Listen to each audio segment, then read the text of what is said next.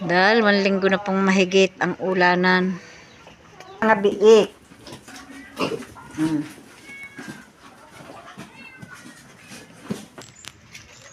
Nakakuha pa ako ng isang mangga.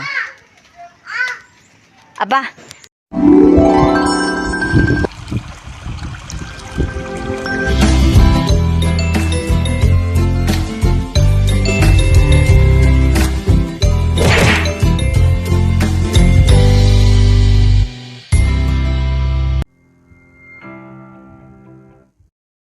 Good morning po mga kabaras. Panibagong araw naman po ng ating vlog. At ngayon po ay may pasok na po yata ang eskwela. At si Camille po ay maaga rin pong gumising. At ito po ako.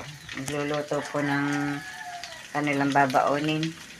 Nakasayang na po at nagluluto po ako ng pang-ulam nila. Yun po si Camille nakuha ng damit na kanyang pansuot. At ako nga po ay nakapagluto na ng kanila pong pambanat. Si Camille naglalagay na po ng kanyang baon. Nagdadala po ng kanin. Ano tawag din eh? Nuggets. Ano ba? Iniling nyo na manok. Nugget. Nilagyan ng mga marinade. Ibig ko sabihin, yung iba, Design lang po. Nadurog yan. Yan merong triangle niyan. May square. May buo. Sari-sari ang mga design. ano naman ay, Karning baboy. Nagkakape na po si Tatay Roman. magkape po tayo mga kaprasap. Ako po ang ininom ko'y maligamgam na tubig po lamang ang aking Hindi yung ininom. nilagay sa lay. Ang ilaw sa kwarto. Bukas gaha. Mga kabrasap, hindi po ako ngayon pumasok at alternate po ngayon na naging pasok namin at maulan po ay kakunti po materyales kaya po pagkapasok kahapon nga po pumasok ako bago ngayon wala po at nakatulog po ulit yung anak po ni Robilin. Naulan na naman po mga kabrasap at hindi nga po makalabas ng kwat. Sana po ako mangangahoy ay naulan pa. Si Nanay Luz po naman ay ito. Nagwawalis po muna. Winawalisan po niya yung aming may kusina. Ayan po, may mangga pa. May mga agiw-agiw. Dahil po sa lamig. Pinamag na po ang mga Mahigit na magdadalawang linggo na pong naulan. At, mamaya po kasama naman ari. ay natulo siguro dyan. Ayan po. Lakit na naman po ang paligid. Hindi po makita yung kabilang barangay. Bah, may malaking isang kalamansi doon.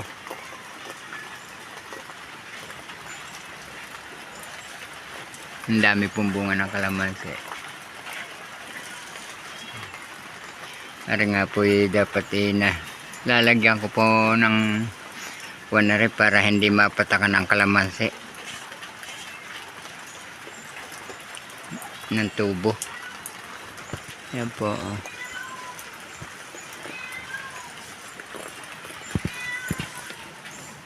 Dapat yan may pinaka-PVC.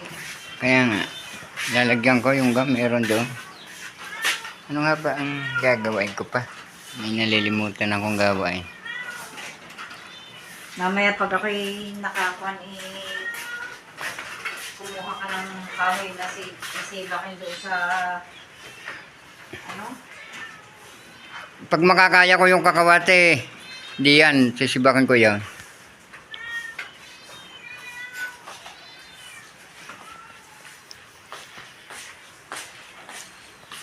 At ito nga pong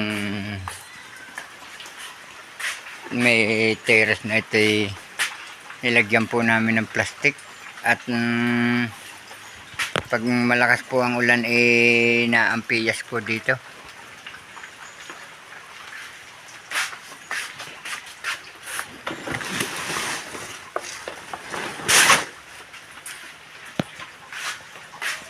Ayan po, ulan na naman.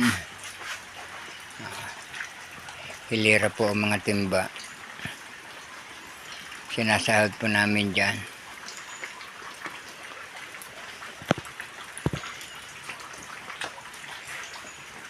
Konchu!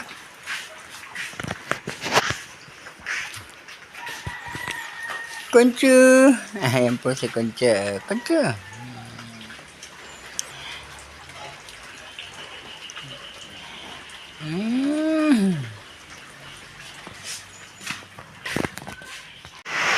Madilim po dito sa amin at brown out. Wala pa po talagang kahupa-hupa ang ulan.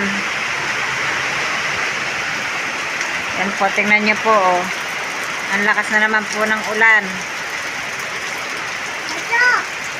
Mababali na aring ilinang aring mababali na. Mabigat na ang dahon. Yan, nahapon na po ang mga manok. Hindi kaya nasasalikot. Nulaban dagaan. Hindi yung nilagay kong patuloy. Nagluluto po si Tatay Roman ng ulam. Hindi po lamang makita at madilim. Ayan. May ilaw nga po pala itong cellphone. At sabi po ni Tatay Roman, ay malakas daw po ang hangin doon sa taas. Ako po'y giniginaw na naman. Ako po'y natatakot at dahil po dito sa aming pader nga po at hindi pa po natatanggal yung gumuho po doon sa labas.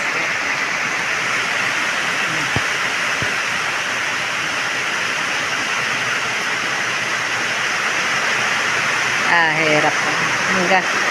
Matagal pa ang tag-ulan. Kaya kainaman ng nangyayari. Yan po si Camille. Naglalaba po yan, inapatigil at nag-brown out nga po. May ilaw na ang solar, makuha muna at Ilalagay ko yan, na. ipasok mo yan doon sa ating may kusi. Are sa tungko. Ang solar na re, para may ilaw doon sa tungko. Lilipat po doon sa may tungko at pagkadilim naman po doon. Talagang ulan pa rin ang ulan. Wala pa mga bata. Wala pa po si na Robilin. Okay. Pagkagantong na ulan ikon eh.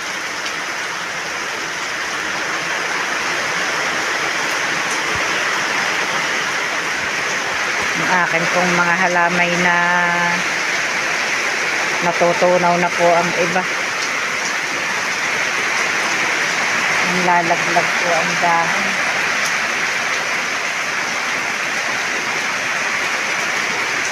Sobra na po ng babad.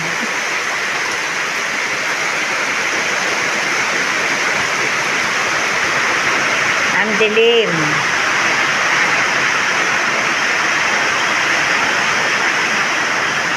Larat. Hatiin mo. Hatiin mo.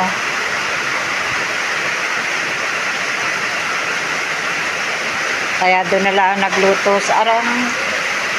Lahat na yan, sibuyas na yan. Ay, buaw naman ang gitna ng nabili mong bawang eh. Magkano ang sibuyas na yan? Okay na. Kung magkano yan. Ang mahal po ng mga bilihin. Hindi ko binili ko na roasting. Wala rin naman hindi ko nagbibay eh.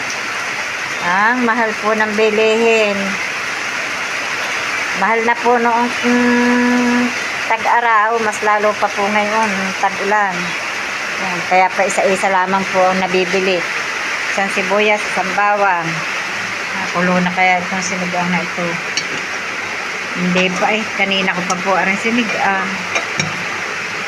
Hirap ng ganito. Ang datong po kalibasa po tag-ulan. Para pong nalamig din po ang kahoy kahit po matagal na po sa taasan. Tingnan niyo po kakunti na po ang aming kahoy. Kaya kailangan po hindi po nakapangahoy si Tatay Romang kanina at ulan nga po ng ulan maghapon. Dapat po nakakapag-karga na po kami ng hindi pa po kaya. Kailangan po talagang makapagpakarga muna ng gasol Kaya lang ang budget po hindi pa sapat. Sa mahal naman po ng karga ngayon ng gasol. Tapos ang trabaho naman po ni Tatay Roman hindi na po dire-diretso. Yan, tigil na naman nga po ng pagpasok at sa ulan nga po. Ano po ba naman magkakasya? Gagayat po ng kamatis Tatay Roman at ilalahok po doon sa ilaga po karne niya po dala po ni Aris, dala po ng isang araw. Yan, kakain na po kami at medyo po madilim at brown out nga po ang ilaw po namin yung pong fluorescent na ichina-charge. Dalay! Po! Hoyan po! Ampo! Kuha po! Ay. Nakakita lang na may nilabas si ate hindi na kinuha. Ayusin ang upuan, ayusin. Ayusin ang upuan. Di may kuha ni sa kuwang iyang. Mag-antay ka naman. Ayaw namang mahaharangan Daisy. Alin kang kay Lok? Kahit alin lang. Susubuan na lang si Tutoy. Baka lang mahulog. Di yan ang hali ha? Di yan nga ako. Di ka pinakinuha mo. Yung kinuha ni Lok. Kadilim natin, Maaga pong pinauwi si Tatay Roman at sa sobrang nga po ng ulan, hindi po sila nakatrabaho ng ayos at yung po kausap po si Kautol. Kapa nga po tayo. Ay, dulas nun Nag-uusap po sila ng dalawa. Di po kayo nakapagawa tayo? Half day lang ang kamay. At si Camille po maaga din pong pinauwi ng teacher. Yan, nagkakape po siya. Nakapagdikit ka na ng apoy. Lok! Anong ginagawa ni Tutoy din Naglalandi ng tubig. Yan, may salang na po palang tubig si Camille. Pagdikit na po ng apoy. Giinit na po ng tubig. At yan, awa po ng Diyos ngayon, tumila na. Mag-aalas 4 na po. Kakaawa naman ang aming kalamansi. Puyog na puyog, saka uulan. Halos 2 linggo na pong mahigit. 2 linggo na pong mahigit ang ulanan. Bagya pa pong tumila-tila. Sana na may magpatuloy-tuloy na. Ang putik hindi na po ako nakawalis ng harapan ngayong araw na ito. At sa sobra po ng ulan, madilim pa po yung naulan na.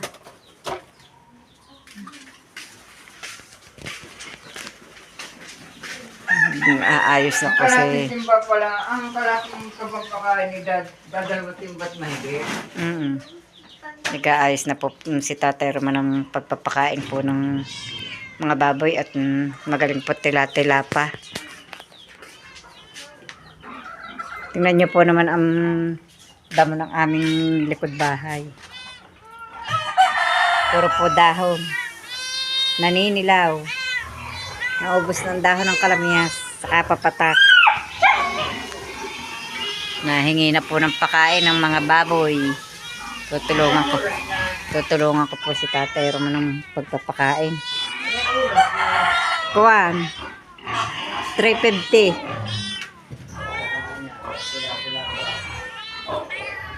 Kumain na kayo, di ba? Mga kuteng, mga muning. Napakain ko na kayo eh. Ang pusa ni Jessa, nilipat po namin dito sa likod. Siya, umagak na nga po ang baboy. Ako po'y magpapakain ng biik. Ang Tatay Roman po ang magpapakain ng mga inahin. Diyan na kayo ni Tutoy, nandiyan ang ate.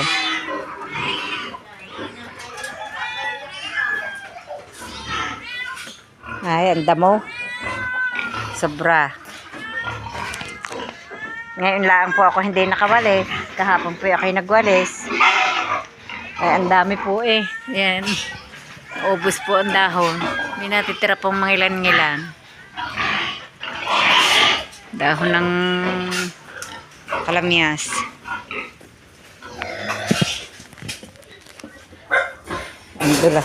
Ang dulas po dito sa aking daanan. Ang dulas po sa aking daanan. Nakakatay ng pakain. Yeah, nagwala na ang inahin. Buik! Buik! Buik! Buik! Buik! Buik! Buik! Buik! Asa dinas isa? Binababad ko pat na napadama ng tubig. Binababad ko pa.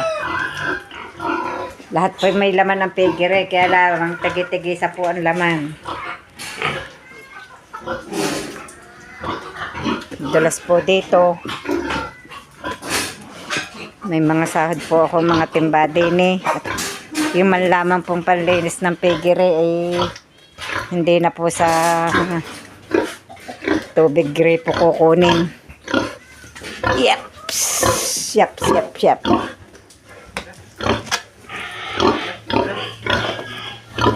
Nakoy, ari palikain nila sa umaga.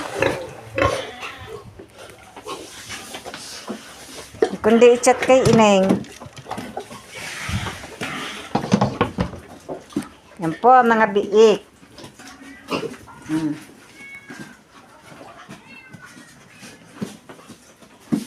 3 linggo na po yan ngayong araw na ito.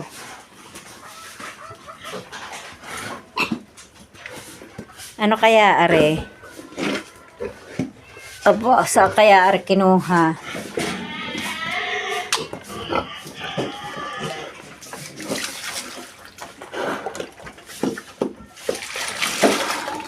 Lilinisin ko muna po ang pigire. Linisin muna ang pigire. Ay, wag mo yang hilahin. Nihila mo pala yan.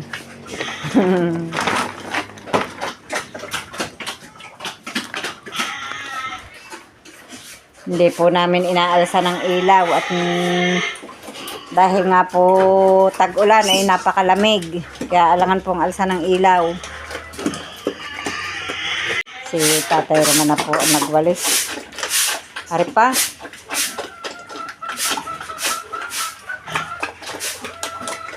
Bilis kumain ng baboy. Ubos na agad.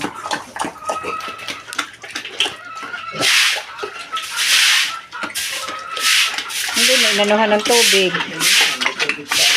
Nalabas mo na. Ay, hindi yan tubig ha.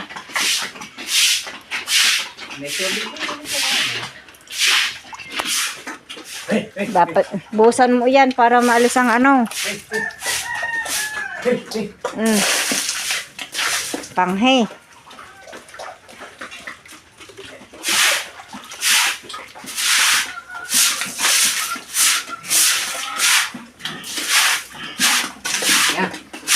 Yan dapat inaanahan din iyan. Ilalagyan ko rin ng tatapinin na rin. Pag wala na ang bitik. Nainom mo. Ayaw nga. Huwag mong hayaan at kawan.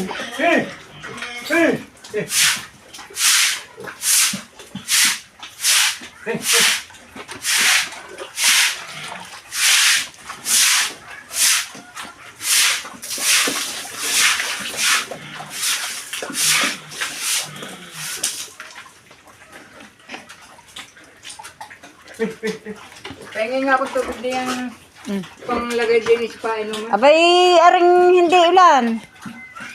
Tubig ulan yan. Ara?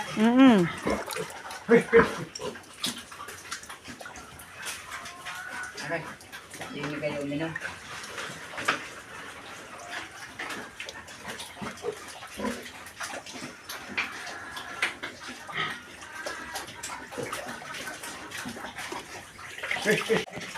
Pati po yung akin pong malunggay, nanilaw na po ang mga dahon. Sa sobra po ng ulan. At sobra po din ang naging sukal dito sa may tabi ng piggery.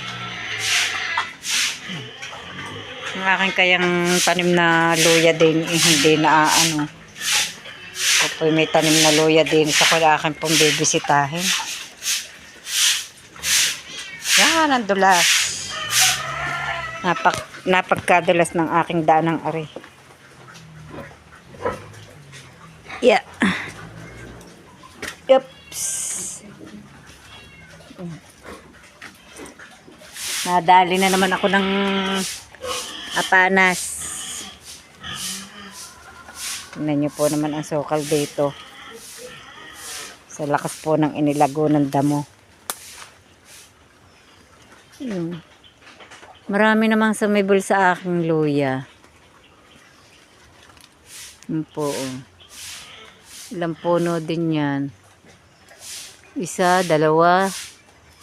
4, 5, 6. Naka-6. Pero ang dami ko pong itinanim dyan. 6 ang sumibol. Wala kayang laman ng kamuting are. Ito po yung kinuha ko doon kay Kautol eh. Ay humingi po si Kautol dyan noong 1 linggo. Itinanim po doon sa Mayasang. Tapos itinanim po namin doon sa baba. Doon nga po sa ilalim po ng may kubo. Diyan na po namin kinuha. Ang papaya kaya. Ayun. Nahihinog na. Hinog na ang papaya. Nalaglag na ang bunga ng avocado din eh. Wala na eh. Nalaglag na nga po siguro. Dahil po ng kuha ng ulat hangin. Ubus na. Pagkasukal na dito. Yan.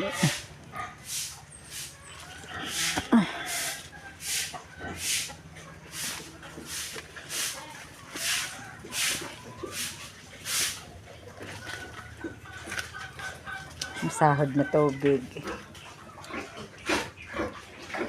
May nakahanda po si Tata Romandening si baking kahoy at alangan po magpaubos ng kahoy po sa taasan at ang hirap pong magdikit po ng apoy pag po babad. Sadya pong napagkahirap magdikit ng apoy. Po ang kalat po ng aming harapan. Yan, hilera ang timba. Naubos din yata ang mangga. Kalalaglag. Naubos din yata ang mangga sa kalalaglag. Wala na. Yan, may mga ano po ang mangga.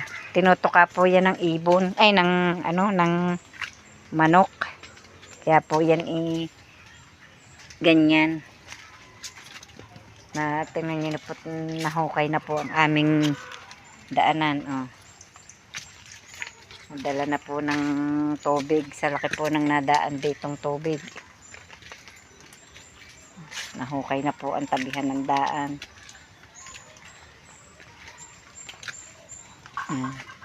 Lalo na po ito. Hukay na hukay. Yan. Lumalim na po ng lumalim. Parang dati po iyan din eh. Nakaabot na doon. Natumba ang puno ng langka. Nabagsakan na ang aking halaman. Natumba na ang puno ng langka.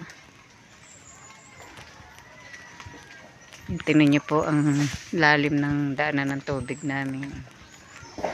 Ang kanal.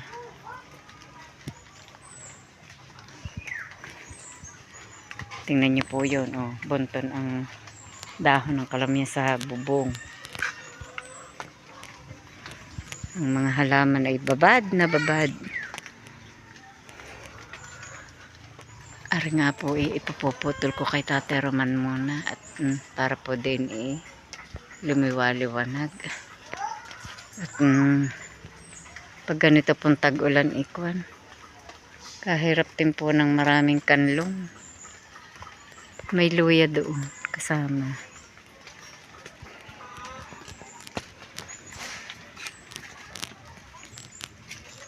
Nakakuha pa ako ng isang mangga.